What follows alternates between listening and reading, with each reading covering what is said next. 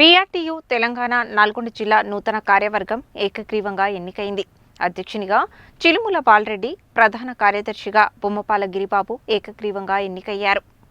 PRTU Telangana Nalgonda జిల్లా సర్వసభ్య సమావేశం నల్గొండ పట్టణంలో నిర్వహించి జిల్లా నూతన కార్యవర్గాన్ని ఏకగ్రీవంగా ఎన్నుకున్నారు. యూనియన్ తెలంగాణ రాష్ట్ర వర్కింగ్ ప్రెసిడెంట్ నాగులవంచ చంద్రశేఖరరావు ముఖ్య అతిథిగా, సూర్యాపేట జిల్లా అధ్యక్ష ప్రధాన కార్యదర్శులు రామ్మోహన్ ఉపేందర్లు ఎన్నికల పరిశీలకులుగా హాజరయ్యారు.